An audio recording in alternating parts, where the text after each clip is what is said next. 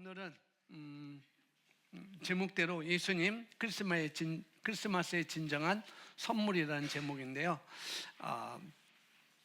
크리스마스 때가 아니고 뭐 수시로 그렇게 하지 않는가 그 생각되는데, 크리스마스 때 보면은 아마 영화 중에서 어른들은 러브 스토리가 많이 또 나올 수 있고, 근데 가족 영화 하면은 뭐가 나올까요? 나홀로 집에. 역시 대단하시네요. 나홀로 집에 있는데, 나홀로 집에 그 두 번째 시리즈에 보면은 이 케빈이라는 주인공의 막내 케빈이라는 아이가 가족 플로리다도 이렇게 여행 가기로 하는데, 또 공항에서 마침 얘가 또 혼자 동떨어져요. 그래서 또 다 가족들은 다 플로리다로 다 여행 가는데 이 케빈이 혼자 이렇게 그 공항에 남아서 결국 아빠 카드하고 현금하고 이렇게 어떻게 수중에 들어와 가지고 얘가 뉴욕 비행기를 타서 이제 뉴욕의 거리를 펼보면서 뉴욕의 가장 고급스러운 호텔로 이렇게 잡아가지고 아주 자유로운 휴가 기간을 보내는 것을 볼 수가 있습니다. 그런데 거기에 이제 나홀로 집에 그 1탄에 그 도둑들이 있었잖아요. 그래서 어떻게 얘네들이 탈옥을 해가지고 뉴욕에 오게 돼서 그들 만나게 되고, 그래서 이제 그 해리와 바보가 아니고 바보일까요? 마부인가요? 해리와 마부라는 이 탈옥 죄인들이 이 도둑놈들이 덩컨 그 장난감 가게를 털려는 계획을 가져요. 근데 우연히 이 케빈이 그들을 발견하고, 얘네들이 이 가게의 돈을 훔치려고 하는구나 알게 되고, 이제 그것을 이제 덩컨 사장한테 편지를 보내고, 그 도둑질할 때 벽돌을 들어서 유리창을 깨서 이제 경찰들이 오고 또 그걸 다 훔쳐가지 못하도록 이렇게 하는 그런 내용이 있는데, 이제 나중에 이제 이들이 잡히게 되죠. 이제 이 도둑들이 잡히게 되는데, 이제 그 편지를 보고 이제 덩컨 그 장난감집 가게 주인이 너무 고마워서 성탄절에 이 케빈의 집에 선물을 왕창 보내요. 다 뜯어볼 수 없는 정도로 선물을 많이 보내는데, 그래서 선물을 다 뜯어보면서 기뻐하는 그런 내용이고, 케빈은 2층으로 올라가서 이제 자기 죄를 속죄하는 그런 기회를 갖는데, 그러니까 왜 그러냐면은, 왜 나홀로 집에 얘기했냐면은 성탄 선물, 덩컨 장난감집 가게 주인이 왕창 선물 주는 거. 그러니까 어떤 사람들은 크리스마스 하면은 어떤 그런 거라는 거죠. 그 선물을 받는 기쁨과 관련지어서 크리스마스를, 성탄절을 이렇게 생각을 한다는 거죠. 근데 그런 것도 있겠지만은 이 크리스마스 절기, 이 크리스마스 시즌, 모든 것 중에 가장 큰 선물은 바로 우리에게 오신 예수님이라는 거죠. 아기 예수님. 그래서 이런 크리스마스, 왜 나에게는 선물을 안 줬지? 왜 우리 사랑하는 남편은 나에게 크리스마스 선물을 안 주지? 왜 사랑하는 내 아내는 나에게 크리스마스 선물을 안 주지? 왜 우리 자녀들은 크리스마스 선물을 안 주지? 왜 엄마 아빠는 크리스마스 선물을 나에게 안 주지? 라고 이렇게 생각하기보다도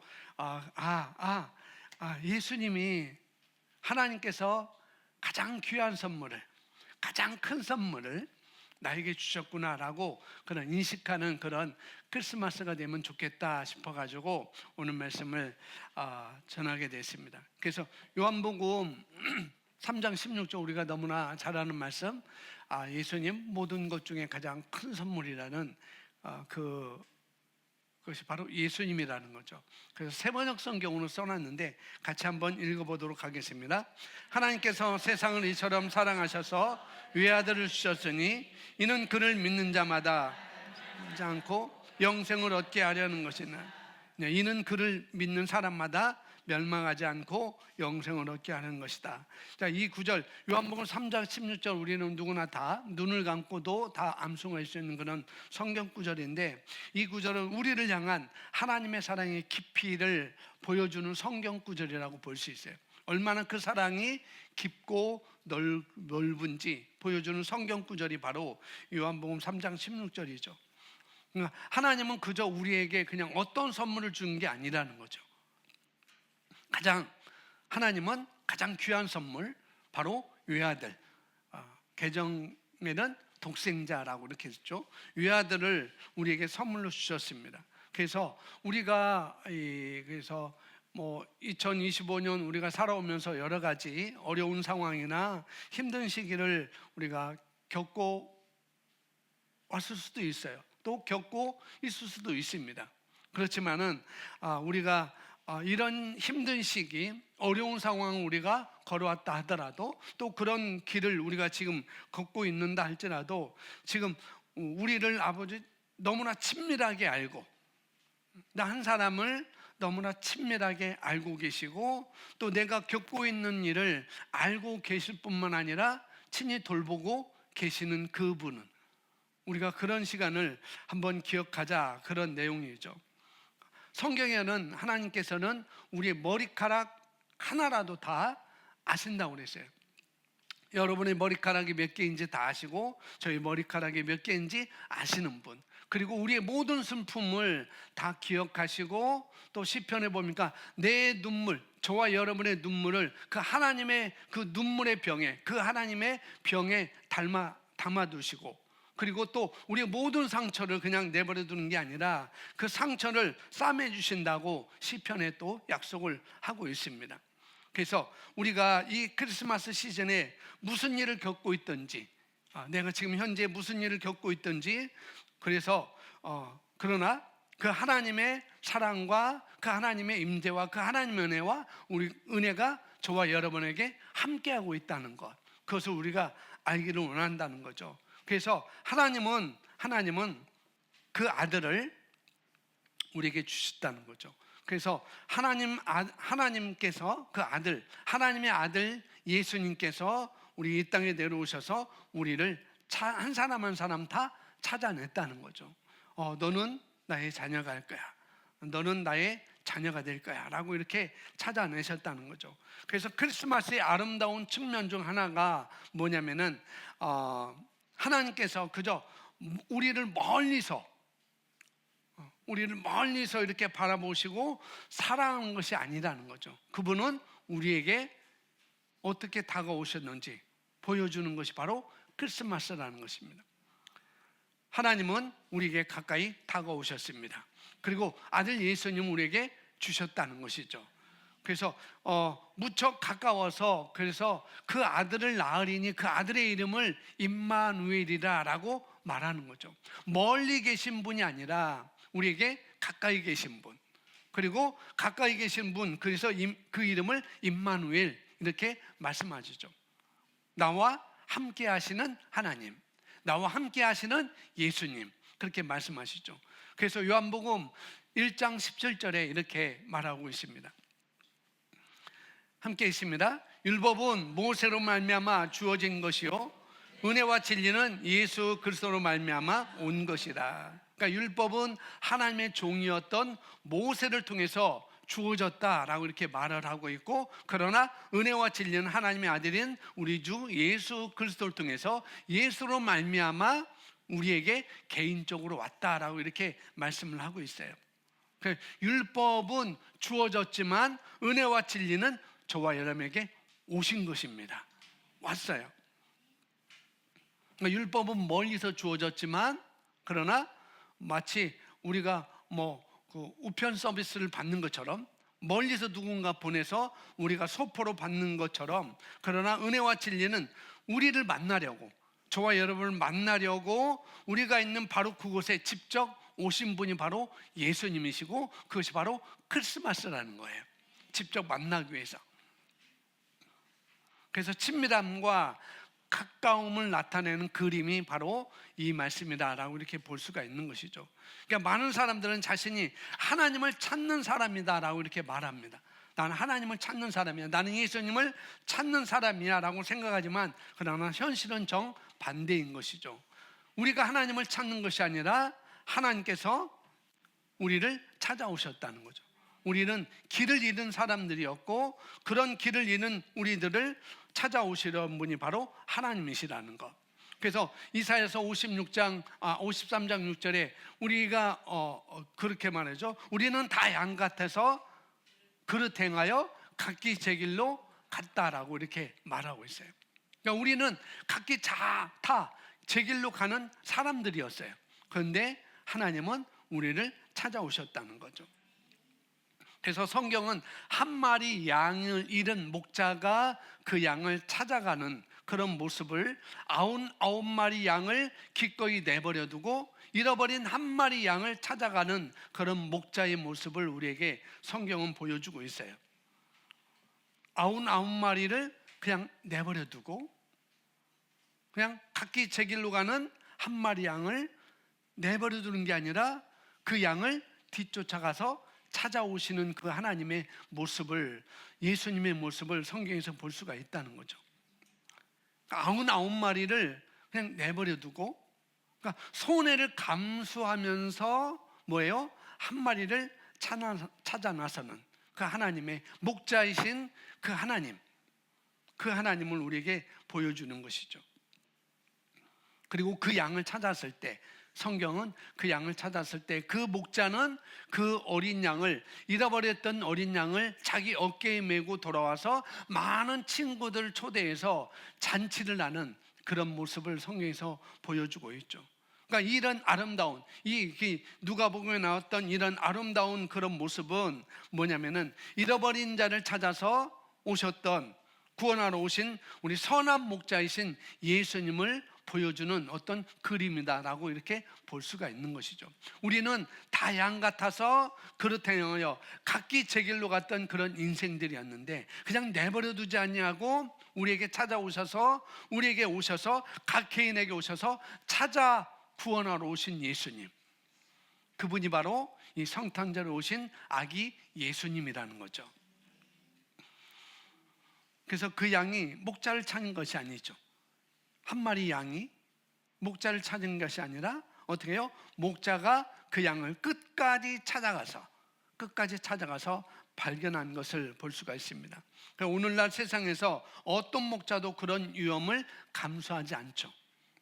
99마리가 더 중요하죠. 한 마리 잃어버린 양보다도. 어떤 목자들, 이 세상의 목자는 그런 위험을 감수하지 않는다는 거죠. 심지어 어떤 목자들은 양에게 교훈을 가르치려고 어떻게 해요?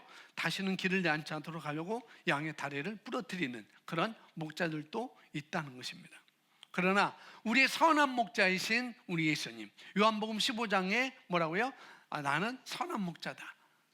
요한복음 10장에 나는 선한 목자다라고 이렇게 말씀을 하고 있죠. 저와 여러분, 선한 목자이신 예수님은 시편 23편에서 뭐예요? 우리를 사랑하시고 부드럽게 돌보시는 목자로 우리에게 묘사를 하고 있죠. 여호와는 나의 목자시고 내가 부족함이 없다. 그가 나를 푸른 초장에 눕게 하시고 잔잔한 실 많은 물가로 인도하시는 그런 목자로 우리에게 보여주시는 것. 그래서 우리 중 일부는 어떤 때 우리가 화가 나거나 또 스트레스를 받거나 지쳐 있을지도 몰라요. 우리가 살아가면서 그렇게 우리가 알지도 못하는 사이, 내가 알지도 못하는 사이에 그런 두려움과 불안이 우리 마음을 사로잡을 수 있고 또 그런 마음이 우리를 짓누르고 또 있을지도 모른다는 거죠. 그래서 우리의 혼의 상태. 근데 시편 23편은 내 영혼을 소생시켜 주시고, 그 목자는 여호와는 나의 목자시니까 그 목자이신 그 하나님은 내 혼을 소생시키시는 분. 내 혼의 상태, 즉 우리가 우리 내면에서 느끼는 그런 불안, 두려움, 그리고 우리가 행동하고 주변 그런 불안, 내가 느끼는 혼의 상태, 그런 것은 나만이 아니라 우리가 행동하고 또 우리가 만나는 주변 사람들과 상호 작용하는 그런 방식으로 나올 수 있어요. 내 혼의 상태가 그냥 내가 어떻게 행동하는지 그걸 또 보여줄 수 있고, 또 내가 만나는 사람들과 어떻게 해요? 상호작용하는 방식에 영향을 준다는 거죠. 그런데 성경은 뭐라고 그래요? 목자는 내 혼을 소생시킨다라고 시편의 말씀을 하고 있습니다.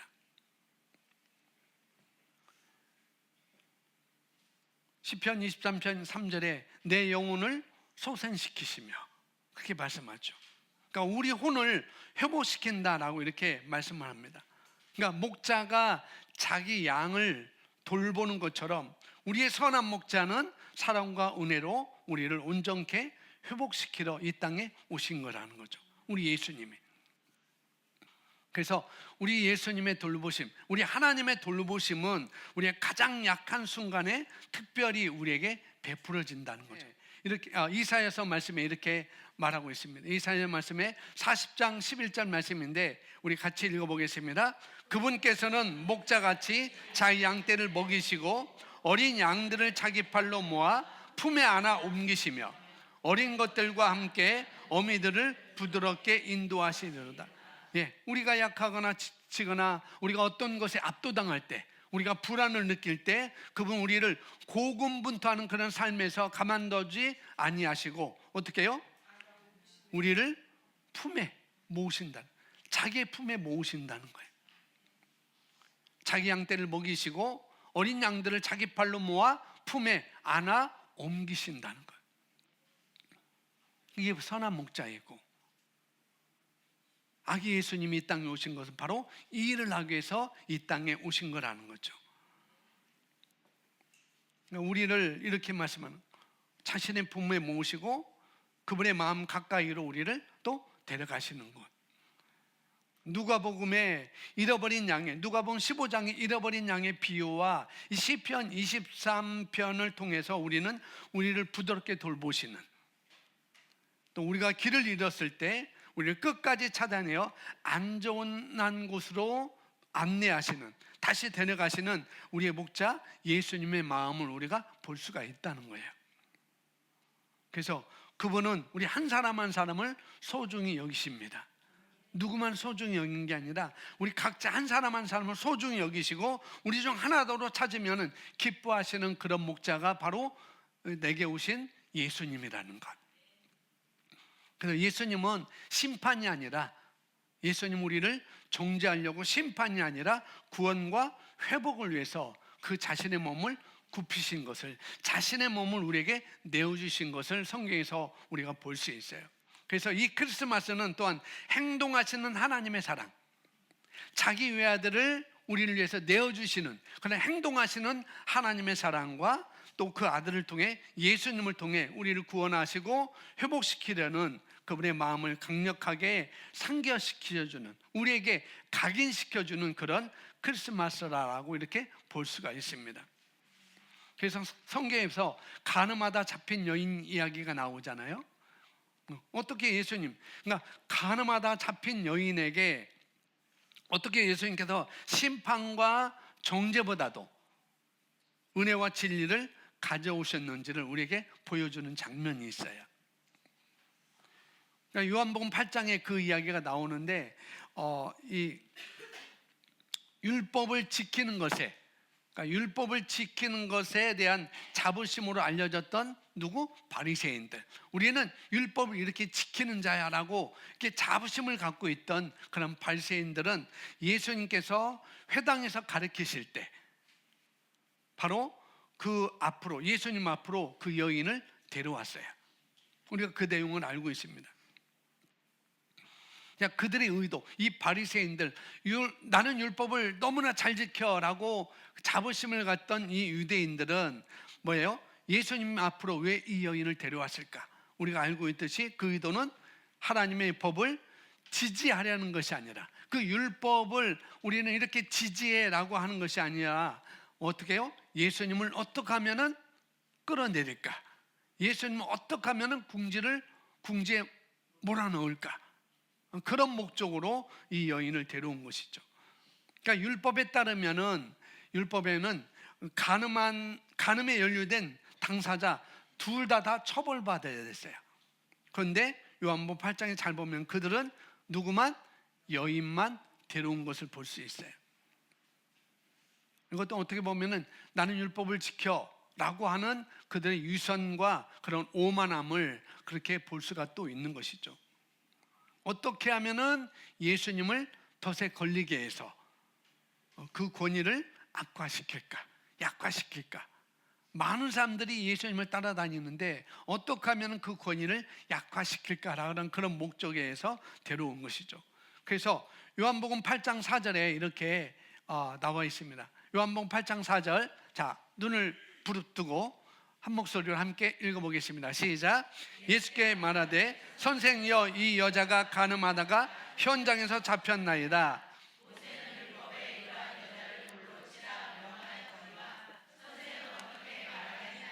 예, 여기까지. 바리새인들은 자신들이 예수님을 궁지에 몰았다고, 우리가 예수님을 궁지에 몰아넣었어 라고 그렇게 생각했어요.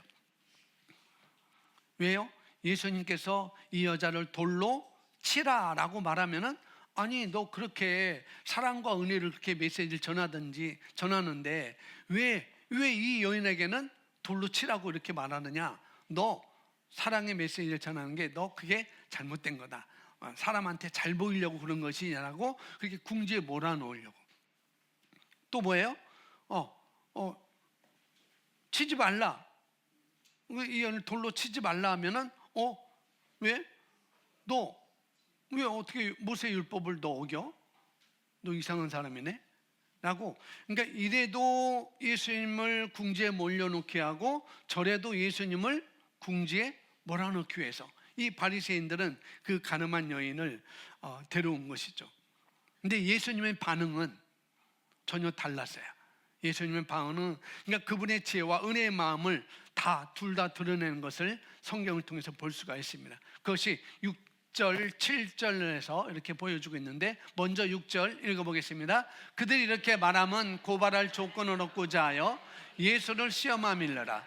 예수께서 몸을 굽히사 손가락으로 땅에 쓰시니, 여기 나와 있죠. 이렇게 말하면, 이 바리새인들이 이렇게 말하면 고발할 조건을 얻고자 하여 예수님을 시험하려고, 고발하려고 그렇게 말하는데 예수님께서 어떻게 해요? 몸을 굽히사 손가락으로 땅에 쓰시니, 그 다음에 그들이 묻기를 마지 아니하는지라. 이에 일어나 이르시되 너희 중에 죄 없는 자가 먼저 돌로 치라 하시고, 예수님의 지혜를 아주 여기서 볼 수가 있죠. 직접적으로 예수님은 대답하는 대신, 이렇게 가늠하다가 현장에 잡힌 여인이 있는데 당신은 어떻게 하겠습니까? 라고 질문했을 때 예수님은 직접 대답하는 대신 예수님은 몸을 굽히셔서 손가락으로 땅에 글을 쓰기 시작했어요. 그런 다음 예수님은 너희 중에 죄 없는 자가 먼저 돌로 이 여인을 치라 라고 말하는 것이죠.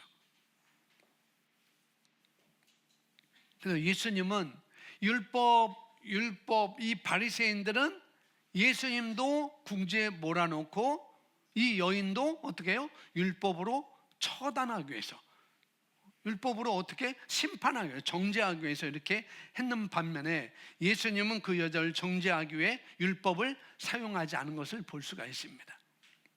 율법을 사용하지 않죠.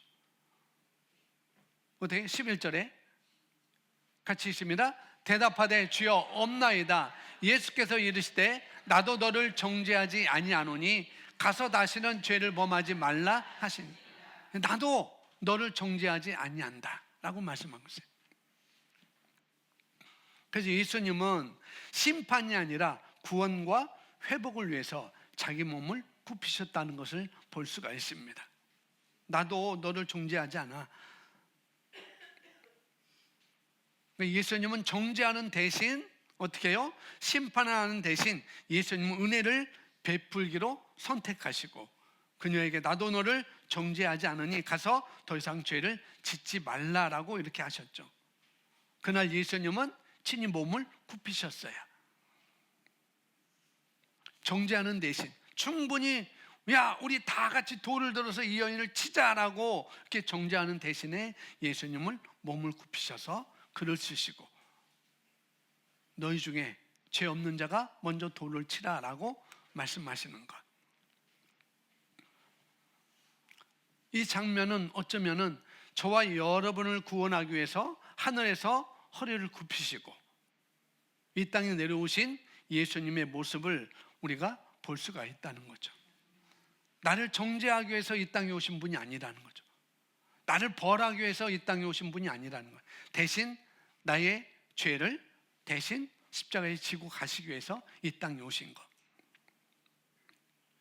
그래서 우리를 구원하기 위해서 하늘에서 허리를 굽히시고 이 땅에 내려오셨던 것처럼 그렇게 말하는 거죠. 그래서 예수님은 세상을 정죄하러 오신 것이 아니라는 거죠. 하나님이 세상을 이처럼 사랑하사. 그래서 예수님은 그분을 통해 세상이 구원받게 하려고 오신 것을 성경에서 볼 수가 있습니다. 그래서 옛 언약, 우리는 새 언약 아래에 있죠. 근데 옛 언약에서는 하나님과 그분의 백성 사이에는 늘 조건적이었어요. 순종하면 축복을 해주고 불순종하면 저주가 오게 되고, 너희가 순종하면 축복을 받게 되고 너희가 불순종하면 저주를 가져오는 그런 조건적이었습니다. 그래서 이 옛 언약은 역시 사람의 수행 능력, 너는 뭐뭐 하지 마라, 뭐뭐 하라라는 그런 초점에 맞추면서 내가 이걸 했니? 라고 초점에 맞추죠. 내가 이걸 안 했니? 라고 초점을 마치 바리새인들이 현장에서 가늠한 여인을 데려온 것처럼 율법에 의하면은 이 사람은 돌로 치라라고 이렇게 말하는데 율법은 그런 거라는 거죠. 그런 것은 하나님의 완벽한 기준을 충족시킬 수 없는 사람의 무능력을 보여주는 것이죠. 율법이라는 것은. 옛 언약은 했느냐 안 했느냐, 순종했느냐 불순종했느냐. 여러분 서울랜드에 아세요? 서울랜드에 분홍 코끼리가 왔대요. 생각하지 마세요. 서울랜드 그게 뭐냐? 그 뭐라고 그러죠? 동물원에 분홍색 코끼리가 왔대요. 생각하지 마세요. 그러면 우리는 서울랜드에 동물원에 분홍색 코끼리가 왔다고 우리가 상상하게 되어 있어요. 그렇게 되어 있습니다. 그렇게 가게 되어 있어요. 그러니까 율법은, 우리에게 주신 율법은 억제하려고 애쓰는 바로 그 욕망을 불러일으킨다는 거죠. 생각하지 마세요 하는데 서울랜드의 동물원에 분홍색 코끼리가 왔다고 생각하지 말라는데도 자꾸 생각해내는 욕구를 불러일으키는 것이 바로 율법이라는 것이죠. 율법은 그런 역할을 합니다. 근데 율법은 흠이 있을까요? 없을까요? 없어요. 율법이 거룩하고 흠이 없다고 성경은 분명히 말씀을 하고 있어요. 완전하다고 성경은 증거하고 있습니다. 그러나 율법은 우리를 의롭게 하거나 완전하게 하거나 거룩하게 만들 수 없다는 거예요. 그래서 로마서 보면은 율법을 주신 목적이 뭐냐라고 하죠. 우리 자신을 한계까지 데리고 가서 나는 할 수 없구나. 그 한계까지 데리고 가서 우리에게는 뭐가 필요하다? 구원자가 필요하다. 나에게는 구원자가 필요하다라는 것을 드러내는 것이 바로 율법을 주신 목적이라는 것이죠. 그래서 이것이 바로 크리스마스가 그렇게 중요한 이유라는 것이죠. 우리가 하나님의 율법을, 의로운 요구를 결국은 우리가 충족시킬 수 없는 존재이기 때문에 우리 하늘 아버지는 우리를 구원하시려고 그 아들을 이 땅에 보내주시고 우리를 위해 그분을 포기하셨어요. 마치 99마리를 포기하고 한 마리 양을 찾아가시는 그런 목자의 모습처럼 하나님은 우리가 어떤 양심으로, 우리는 양심이 있잖아요. 양심으로 어떻게 하나님 앞에 다가갈 수 없는 그런 우리를 하나님은 외아들 예수님을 이 땅에 보내주셔서 우리를 구원하시려고 예수 외아들을 포기하신 거라는 거죠. 그래서 우리는 우리에게 선물로 주신 하나님의 아들을 통해 속량되었습니다. 이것을 로마서 4장 25절에 이렇게 말씀을 하고 있는데 같이 읽어보겠습니다. 예수는 우리가 범죄한 것 때문에 내주면 되고 또한 우리를 의롭다 하시기 위해서 살아나셨느니라. 예, 우리 주 예수님은 완전한 삶과 그런 희생적인 죽음을 통해서 우리를 대신해서 율법의 요구를 충족시키시고 우리를 속량하셨다는 것이죠. 이것이 바로 십자가에서 신성한 교환이 이루어진 것입니다. 예수는 우리가 범죄한 것 때문에 내주면 되고 어디에서? 십자가에서 내주면 되고 우리를 의롭다 하기 위해서 다시 부활하신 것을 성경에서 우리에게 증거를 해주고 있습니다. 그러니까 십자가에서 신성한 교환이 이루어졌다는 것이죠.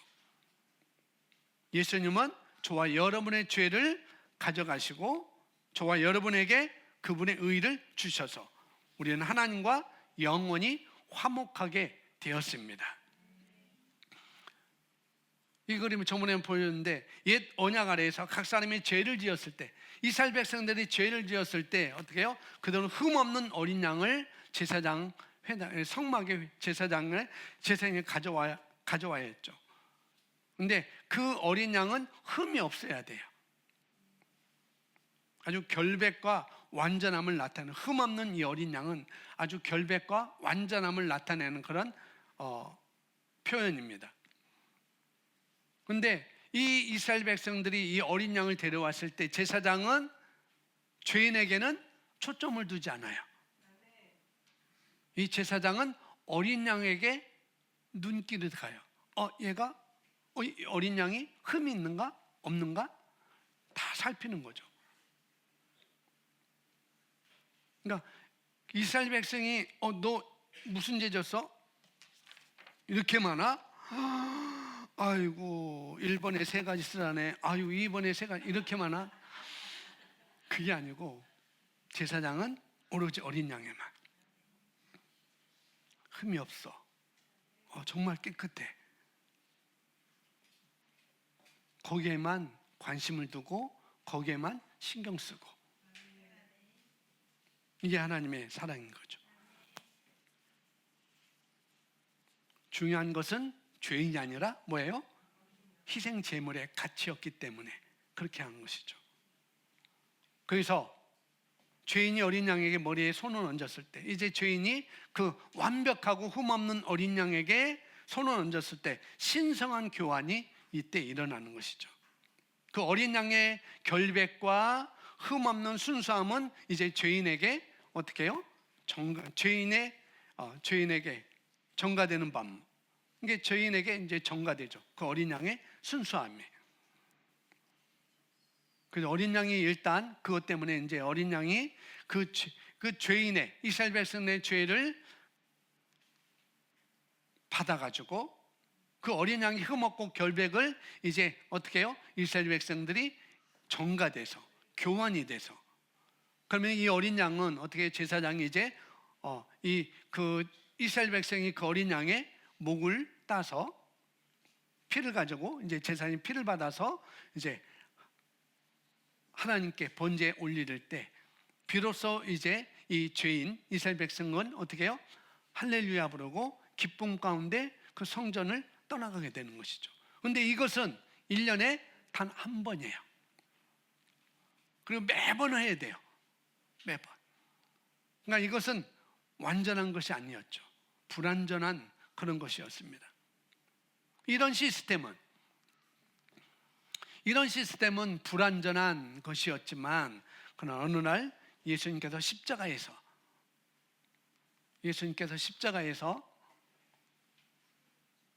우리의 범죄한 것 때문에 내줌이 되고 그걸 통해서 우리를 위해서 행하신 일을 다 예수님이 하신 것이죠. 예수님은 저와 여러분의 속죄 제물로 죽기 위해서 이 땅에 오셨습니다.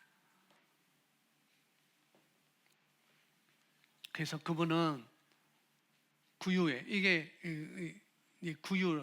구유는 우리나라는 뭐 돌구유도 있었고 뭐 말구유라고 하는데 말구유가 아니고 이건 이게 나귀들이 먹을 수 있는, 짐승들이 먹을 수 있는 구유인데 돌구유입니다. 이게 실제 예수님 당시에 있었던 돌구유라고 이렇게 얘기를 하고 있어요. 그분이 이 땅에 오셔서,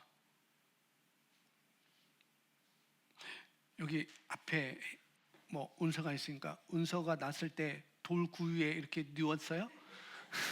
아니죠, 오집사님. 아주 좋은 침대, 그죠? 근데 예수님 오셨을 때 이 구유에 누우셨다는 거예요.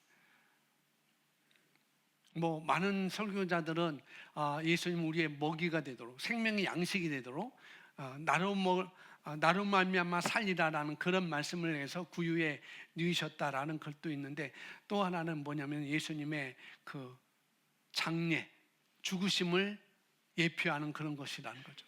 역시 예수님께서 이 땅에 오셨을 때도 구유에 누우셨고, 예수님이 죽으셨을 때도 어떻게 해요? 구유에 똑같이 누우셨다는 거죠. 그래서 세상 죄를 지고 가실 하나님의 어린 양으로서 운명을 예시하는 그런 것이 바로 구유에 나신 것, 구유에 또 돌무덤에, 돌침대에 이렇게 또 누우신 것을 이렇게 예시하는 것을 볼 수가 있습니다.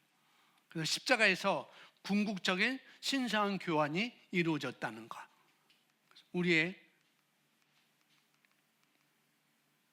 예수는 우리가 범죄한 것 때문에 내주면 되고, 또한 우리를 의롭다 하시기 위해서 살아나셨느니라.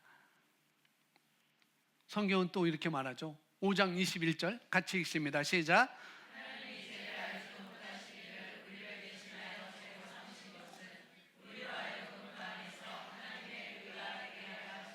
아멘. 그래서 옛 언약 아래에서의 희상 제물과 달리, 이런 제물과 달리 예수님은 단순히, 그러니까 예수님이 오셔서 피를 흘리신 것은 단순히 죄를 덮는 것이 아니라는 거죠. 그것은 죄를 완전히 씻겨내서, 그러니까 옛 언약에서는 이것은 1년에 완전히 아니어서 1년만이어서 딱 1년, 유통기간 1년. 근데 예수님은 영원히, 영원한 속죄를 그분이 우리에게 이루어 주셨다는 것. 그래서 찬송가 보면 이 세상의 모든 죄를, 그 찬송에 흰 눈보다도 주의 흘리신 보혈로 희게 씻겨 주옵소서. 씻겨 주셨죠. 예수님은 그래서 그 안에서 우리로 하여금 하나님 의가 되게 하신 거라는 거죠. 흰 눈보다 더 희게 만든 것이 바로 예수님께서 우리에게 오신 크리스마스라는 거죠. 그래서 이사야서 53장 우리가 알고, 그가 징계를 받으면 우리가 평화를 누리고 그가 채찍에 맞음으로 우리는 나음을 받았다라고 말씀하고 있어요.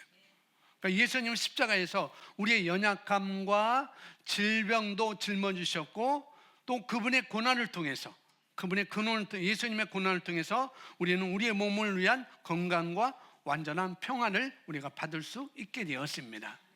십자가에서 궁극적인 신성한 교환이 일어나게 된 것이죠. 예수님께서 버림을 받아서 나의 하나님, 나의 하나님, 어찌하여 나를 버리시나이까, 이렇게 외치셨잖아요.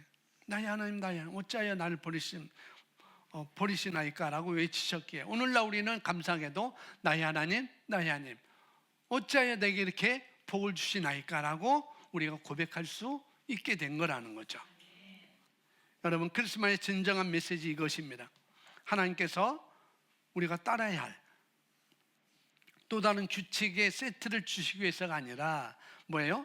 우리가 의가 되도록, 하나님의 의가 되게 하시려고 그 아들을 이 땅에 보내주셨다는 것, 그게 크리스마스입니다.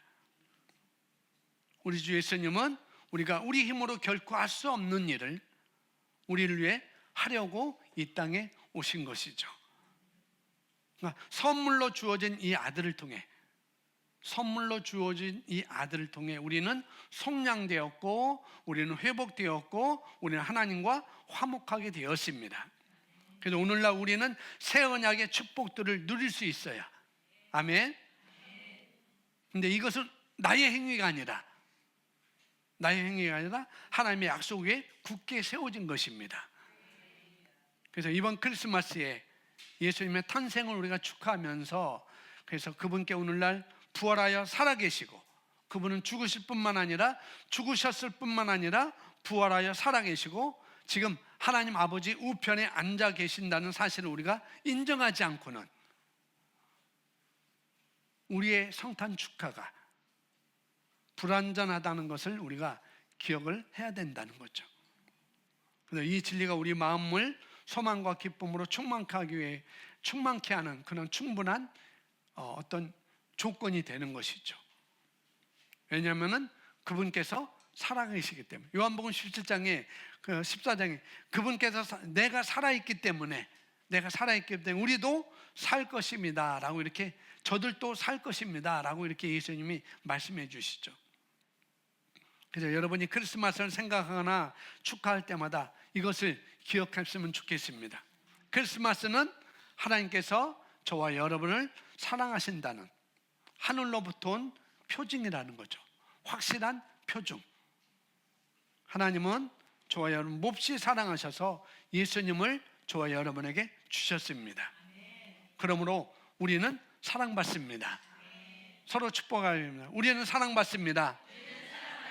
우리는 사랑받습니다. 성도님은 사랑받습니다. 예, 여러분이 마음으로 느끼는 모든 고통, 여러분이 겪는 모든 낙심, 또 여러분 눈에서 떨어지는 그 눈물, 하나님은 여러분이 겪고 있는 모든 것을 다 아십니다. 우리 머리카락까지 다 아시는 분이에요. 할 일 없어서 쉬신 분이 아니라는 거죠. 이렇게 친밀하게 나의 모든 것을 다 아시고 나를 돌보시기 위해서 하나하나까지 다 아시고 계신 분이라는 거죠. 하나님은 저와 여러분에게 마음을 너무나 쓰고 계세요. 마음 너무나 쓰고 계세요. 내가 아파하는 것 마음 쓰고 계시고, 내가 눈물 흘리는 것 마음 아파하시고. 그래서 예수님은 이렇게 말씀하셨어요. 난 너희가 생명을 갖고 그걸 더 풍성히 갖게 하려고 너에게 왔다 라고 말씀하시죠. 우리 예수님은 우리를 몹시 사랑하기 때문에 예수님은 우리에게 더 풍성한 생명을 주시려고 또 오셨고 또 죽으셨습니다. 그리고 예수님은 우리가 기쁨 가득하고 좋은 성공을 내리기 위해서 오신 거라는 거죠. 또 그렇게 살기를 또 원하십니다. 그래서 이번 크리스마스 시즌에 여러분을 향한 그분의 헤아릴 수 없는 사랑을 여러분 묵상하시고, 또 그 더 풍성한 그분의 생명을 안으로 발을 내딛기를 시작하시기 바랍니다. 같이 고백합니다. 메리 크리스마스. 옆에 분하고 말하겠습니다. 메리 크리스마스. 메리 크리스마스. 아멘. 예수님, 우리 크리스마스의 진정한 선물, 최고의 선물로 우리에게 주셨습니다. 그 선물을 기쁘게 받으시기 바랍니다.